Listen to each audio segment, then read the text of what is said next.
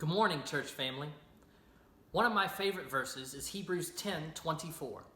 You see, the early Hebrew followers of Christ were in danger of losing faith, or so the writer of Hebrews seemed to think.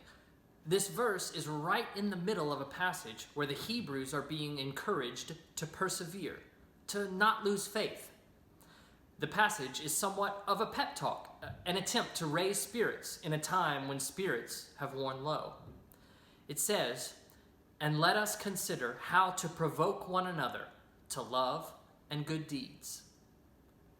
I cannot help but feel that we are in a similar situation now as the Hebrews were when they needed these words. Many of our spirits have worn low. We are tired of this new normal that has moved in without invitation. We are weary of the present and worried for the future. But I say to you today, take heart. We will persevere. First Baptist Church is alive and well, and here is how I know. I see kindness. Kindness is a fruit of the Spirit that FBC does not lack. By contrast, I see bushels of it. The one ministry still operating from our church property is our benevolence ministry. That is kindness. We've collected and donated masks. That is kindness. We've continued to stock a giving box. That is kindness. Senior adults are being checked in on and even videoed to be a part of worship services. Children are being visited by class leaders and given materials to do at home. Youth are gathering digitally, not just to see each other, but to discuss difficult topics affecting more than just themselves, like racial injustice. That is kindness. Folks of all ages are giving of their time and talents to produce content for our digital worship services. That is kindness.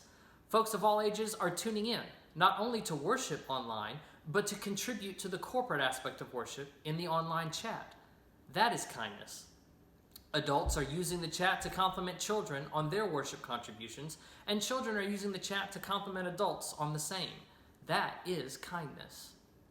The church continues to give generous financial gifts for kingdom work that looks different than it ever has. That is kindness.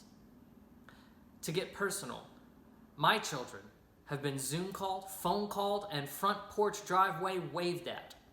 That is kindness. My wife has been checked in on and supported by Bible study class members and by best friends. That is kindness. But most specifically of all, I have seen kindness firsthand.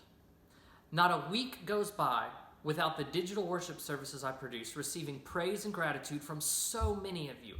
My heart has been lifted by all of you over and over again, and this is nothing new.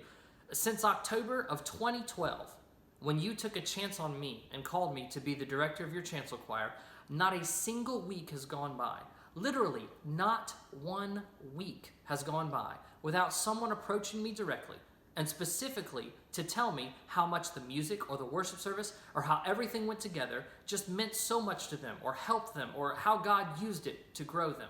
Let me make sure you understand, not a single week.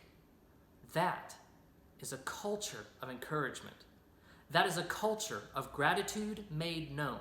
That is a culture of kindness. You all keep me going. You all help sustain me. You all provoke me to love and good deeds. Hebrews 10:24 says, "Let us consider how to provoke one another to love and good deeds." Well, First Baptist Church has figured out that how. That how is kindness.